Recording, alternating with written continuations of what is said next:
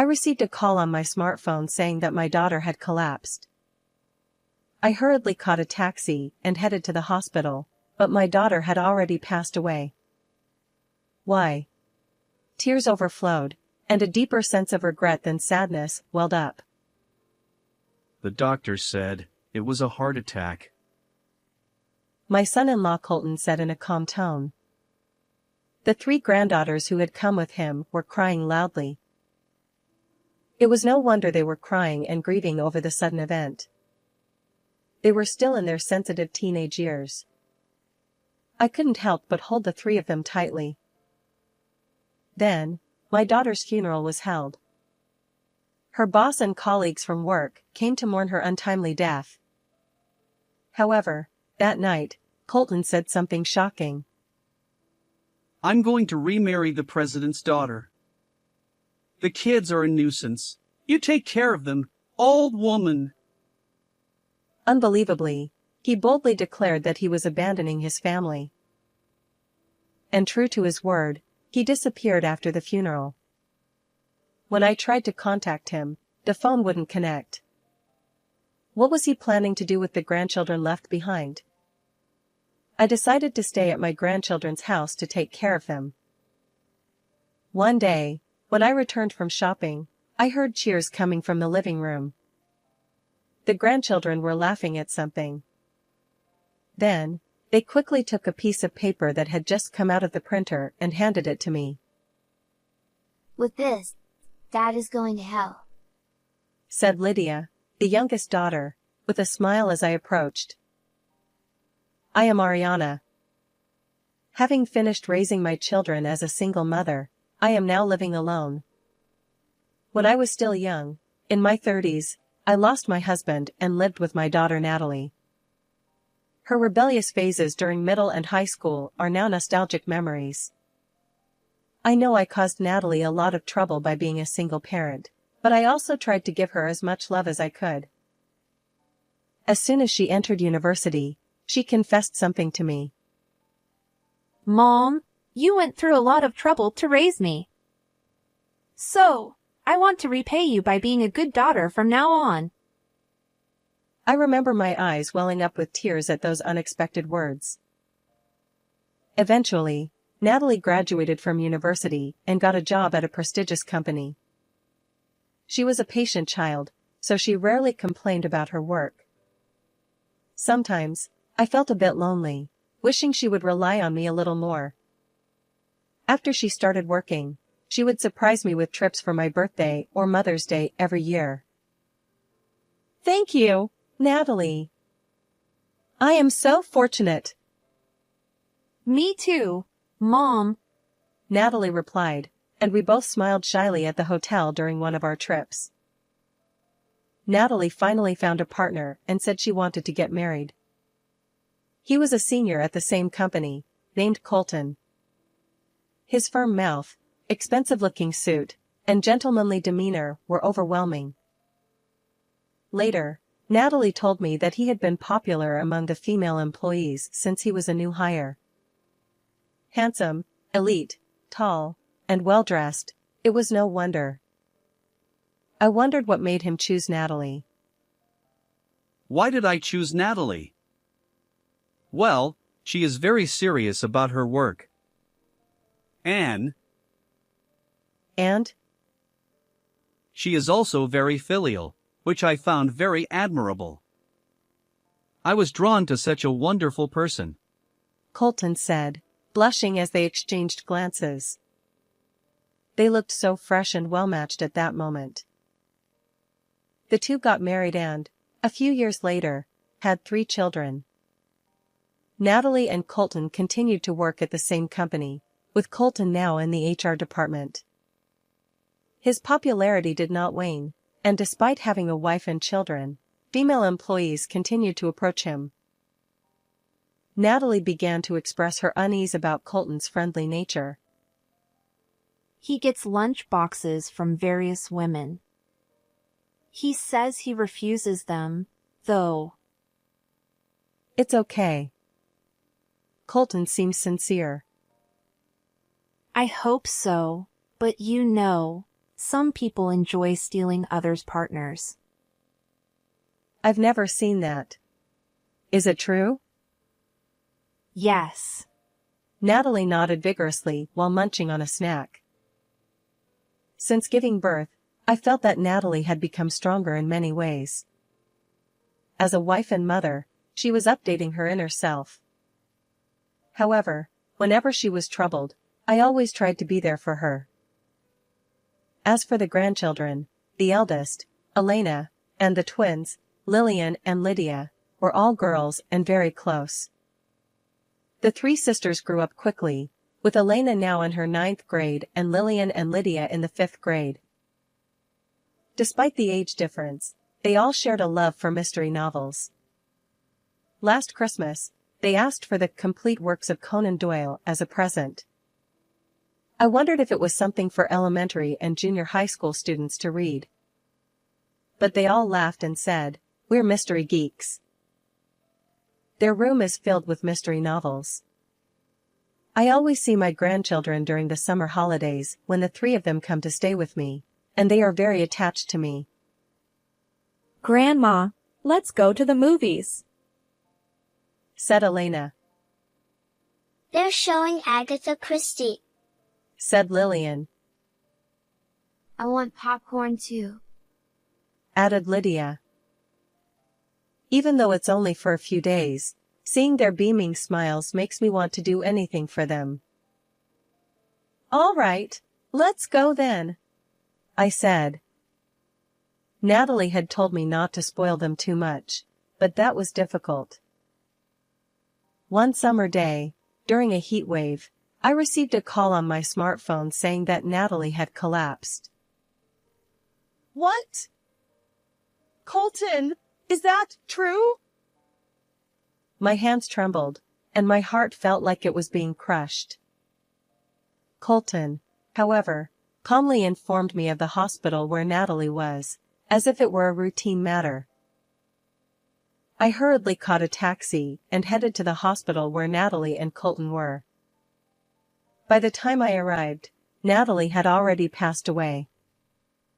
Tears overflowed, and a deeper sense of regret than sadness welled up. Why? I called Natalie's name over and over. I wanted her to respond. But her tightly closed eyelids never opened again. The doctor said it was a heart attack, Colton said. The granddaughters who had come with him were crying loudly. It was no wonder they were crying and grieving over the sudden event. They were still in their sensitive teenage years. It was natural for them to feel insecure. I couldn't help but hold the three of them tightly. It's okay to cry, all of you. Let's say a proper goodbye to your mom. While hugging my granddaughters tightly in the hospital corridor, I looked at Colton. Why, Natalie, why? He turned his back to us, probably trying not to show his tears.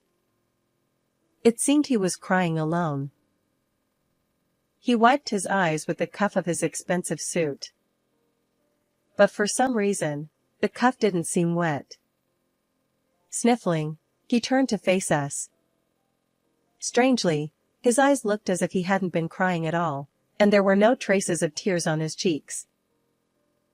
I'm sorry for losing my composure.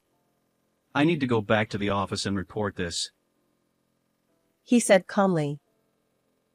"What? Can't you do that over the phone? What about the kids?" Ariana, please take the children home with you. I'm sorry, but please, he said and left. His calmness was eerie. Or maybe he was just pretending that nothing was wrong. After that, he left all the paperwork and administrative procedures to me, always giving some excuse like an important business meeting or an unavoidable client dinner. At the funeral, he was constantly looking at his smartphone, fidgeting. Oh, it's from a client.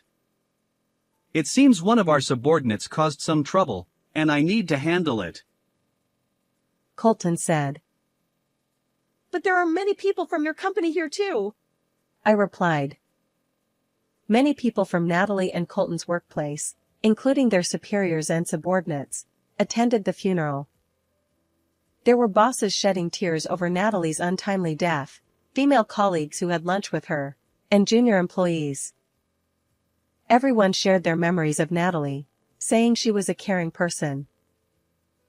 Her work was also outstanding, and she had come up with ideas that no one else could imitate, leading to successful projects. I had never heard Natalie talk about her work. Learning about this side of her now filled me with a sense of inadequacy. You are the chief mourner, so please give a proper greeting, I admonished him. Colton sighed in annoyance and muttered. I understand. At that moment, a woman approached Colton. Colton, my condolences. She said, but changed her tone when she saw me. I was suspicious, but Colton didn't seem to mind and welcomed her happily. Delilah, you came. Despite being busy. Oh, Ariana, this is Delilah. Colton suddenly became talkative and even revealed that she was the president's daughter. Watching the two of them, I noticed they seemed unusually close. It didn't seem like they were old acquaintances or childhood friends. Despite being at a funeral, Delilah clung to Colton and wouldn't let go, as if to say, his side is my place. My intuition, which I didn't want to rely on, told me something was wrong. That night, after the grandchildren had gone to bed, I confronted Colton about her. Her? Oh, Delilah. Well, she's like my girlfriend, he said irritably. I couldn't believe my ears. Girlfriend. After getting married, I realized. Natalie is plain, not interesting, and not glamorous, he said. I stared at him, wondering what he was talking about. Even though we have money, she kept saving for the kids. He spat out in disgust. I was fed up with the poor lifestyle. Savings are necessary. You need money for the 3 kids' education. Natalie told me that too. That's why I said I wanted a divorce. Many times. Many times. But Natalie refused, saying it wouldn't be good for the kids. At least until they become adults, he said. For Natalie, who was raised by a single parent, she probably didn't want her daughters to go through the same experience. She always prioritized the kids and put me last. It's really annoying how serious she is, Colton said. I struggled to understand. Are there families that don't prioritize their children? Despite being an adult, he seemed to only think about himself. Colton, looking irritated, glanced at his smartphone and continued. So, I started seeing Delilah to blow off steam, and I strongly felt that it would be better if Natalie wasn't around. I was speechless, unable to say anything, while he calmly said, Well, it's just as well. I'm going to remarry the president's daughter. The kids are a nuisance. You take care of them, old woman, he declared boldly, abandoning his family. Before I could say anything, he quickly disappeared. Although he attended the funeral as the chief mourner, he left the house as soon as it was over, causing the grandchildren to panic. When I tried to contact him, he didn't answer the phone. It seems he even took paid leave from work and hasn't been going to the office. Natalie never consulted me about the divorce. It was a matter between the couple, so it wasn't my place to intervene, but I still feel regret, thinking I might have been able to offer some advice. No, now is not the time to be sentimental. I said, slapping my cheeks with both hands and packing for a few days. I headed to the house where the grandchildren were and decided to stay there for a while. When they saw my face, they were relieved and started crying, causing a commotion. They must have been very anxious with their father gone too. "It's okay now, I'm here," I said, hugging the three of them tightly to calm them down before preparing dinner and doing the laundry. When I glanced at the calendar, I saw a date circled in red pen with the words "Summer Vacation Starts" written on it. It seems like it will start next week. Grandma, you came to our house this year. Lillian said, hugging my waist tightly. Her eyes were red from crying earlier. With an innocent expression, Lillian stared at me for a moment before pattering out of the living room. Elena and Lydia didn't say anything, but they seemed to be trying to cope with this reality. While spending time with them, I started sorting through Natalie's belongings. As I picked up each item, memories of Natalie flooded back. Why did my daughter, whom I raised with so much effort, have to leave so soon? God is unfair. Thinking of such thoughts, I picked up a diary. It had a combination lock, clearly different from the other items. Come to think of it, she mentioned something a few months ago, I recalled. Natalie had said, "If anything happens to me, please look at the diary with the lock." She had also told me the combination, saying she would only share it with me. It was the sum of the birthdays of Natalie, Colton, Elena, Lillian, Lydia, and mine. The dial had 4 digits, with the left 2 digits being the month and the right 2 digits being the day. 2788. It's open. What could be written inside? A will, perhaps? Although I didn't really want to look, my curiosity got the better of me, and I slowly turned the pages. If you are reading this diary, it means I have already left this world. It began. I was startled by such words. Too much reading of novels. I composed myself and continued reading, only to find something unbelievable written inside. No way! This can't be true! The diary detailed the suspicions of Colton's infidelity and the process of gathering evidence. It also touched on the working conditions at her company. There were records showing unreported overtime and instances where she was denied permission to go to the hospital despite complaining of poor health. She had hidden the recording data of those times in another place. I found the recording data and decided to listen to it immediately. It contained a harsh voice berating Natalie when she asked to go to the hospital. I couldn't understand why she was treated so harshly. It seemed that Colton had ordered her transfer to this strict boss. "Colton betrayed me and the children. He will pay for this," the diary concluded. Natalie had been preparing to demand compensation from Colton and his mistress with this evidence and to proceed with the divorce. I was surprised at how shrewd my daughter was. However, even though I found this, Natalie was no longer here. I threw away the diary and the recording data, thinking they were useless. The 3 sisters bravely continued going to school.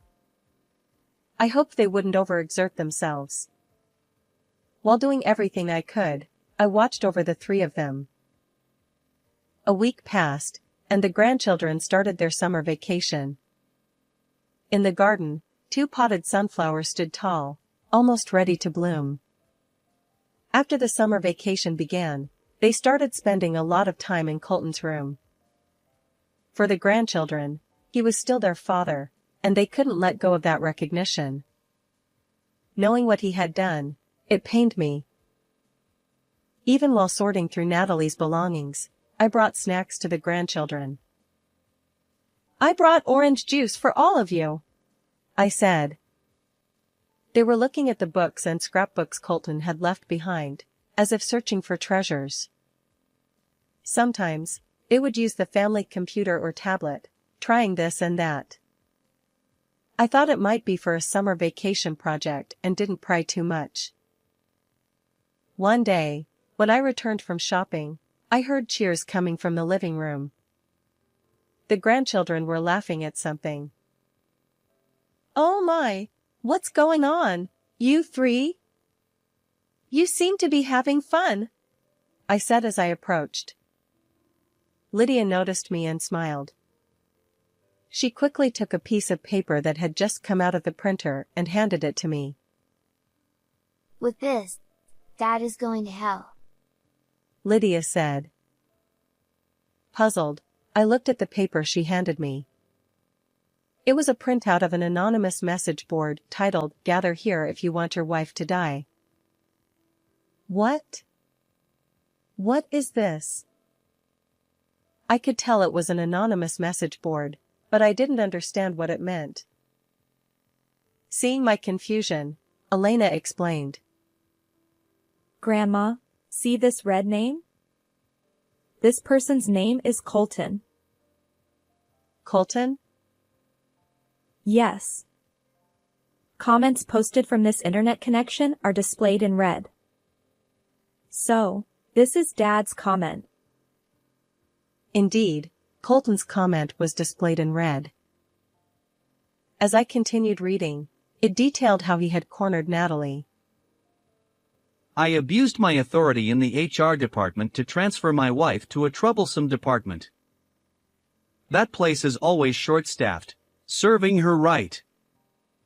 Because she is so caring, she stays late every day to help her subordinates with their overtime, working over 80 hours a month.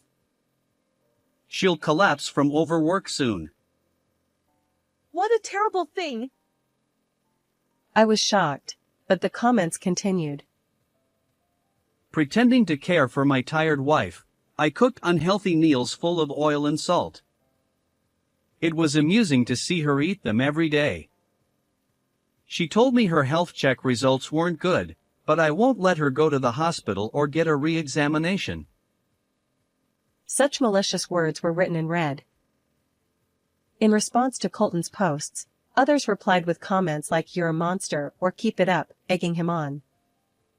It's hard to believe someone could methodically drive another person to such a state. I couldn't hide my shock that Colton, who seemed so personable, had done all this. The final post read, Finally, my wife is gone. She was taken to the hospital with a heart attack, and I met her mother there, pretending to be sad. Now I can get rid of her. How awful. He reported Natalie's death with joy. It was so grotesque and hard to believe. Other comments congratulated him, expressed envy, or offered words of encouragement. I never imagined such a vile world existed, and I was stunned. Colton was as cunning and wicked as a snake. How could such a thing be allowed? Anger began to well up inside me. However, I was surprised that the three girls had noticed Colton's behavior. It's elementary, Watson, Lillian said, imitating Sherlock Holmes.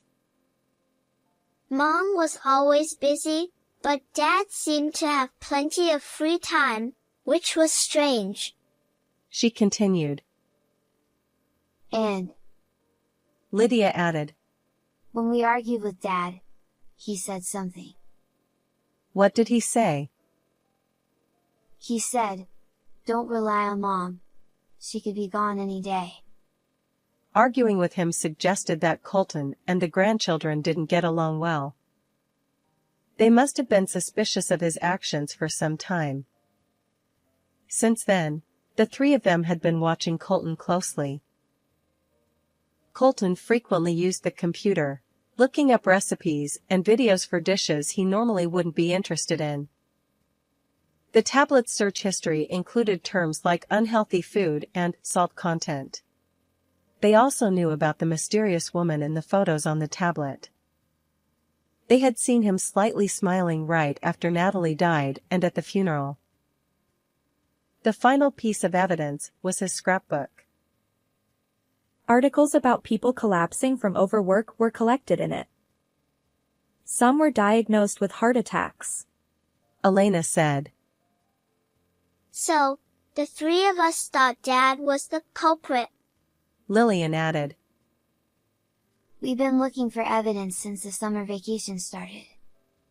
Lydia said.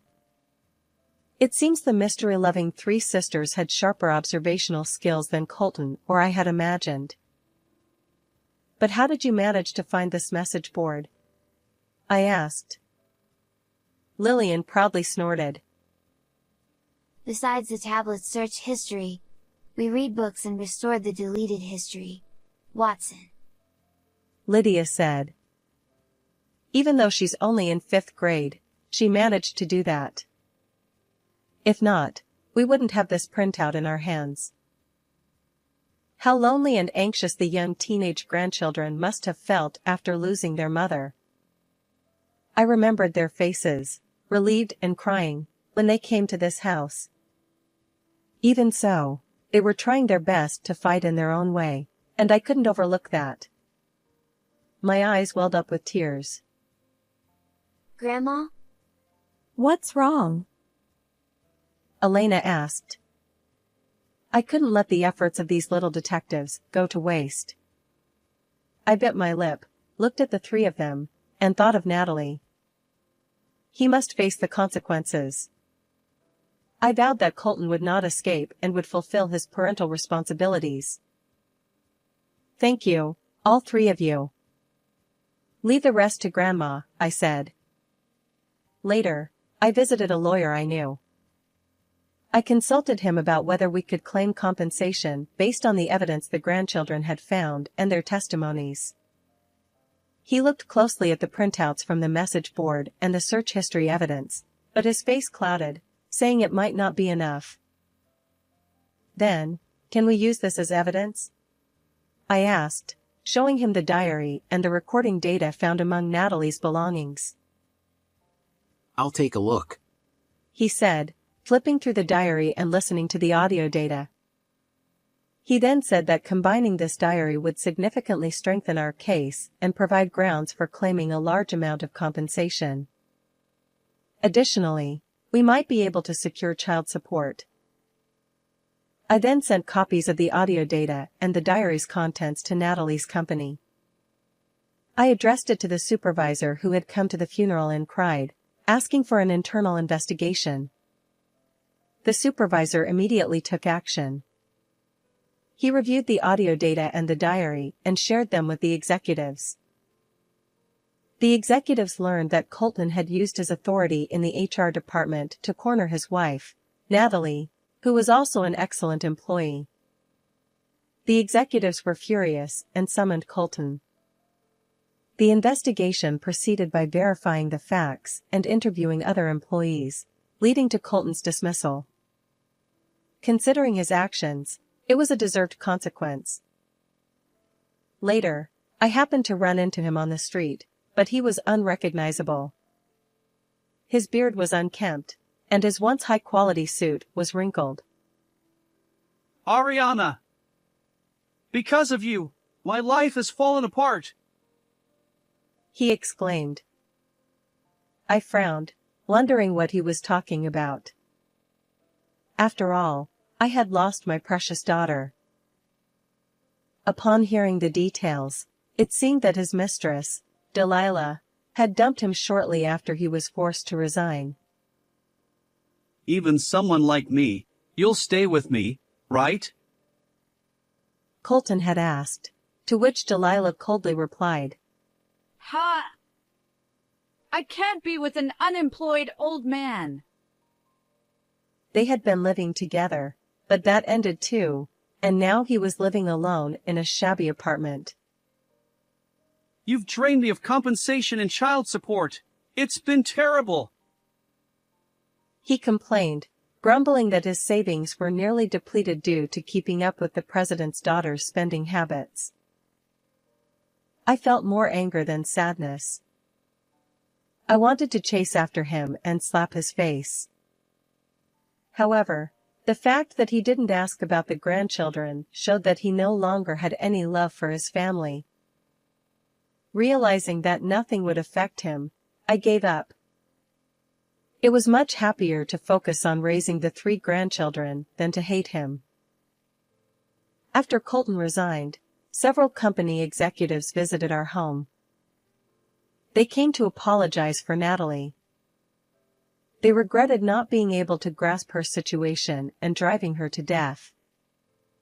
They asked me to accept a large amount of compensation prepared by the company. I was surprised by the sudden offer, but decided to accept it. However, even with that, Natalie would not come back. There would be no more laughing together with her. I thought about this while watering the sunflowers in the garden. The large flowers were standing tall and blooming beautifully. Thanks to the compensation, child support, and Natalie's savings, I could raise the grandchildren without any inconvenience. Elena started going to cram school in preparation for her high school entrance exams. Lillian and Lydia began reading mystery novels and watching dramas, and they seemed to be enjoying their days. Still, sometimes I saw them looking as if they were searching for their mother, and it made my heart ache. Losing my daughter and the grandchildren losing their mother was equally sad. I wanted us to slowly heal from this sadness and loneliness and be able to laugh from the heart together. I hoped we could live like those sunflowers, standing tall and looking up. How did you like this story? Please don't forget to subscribe to the channel. See you in the next video.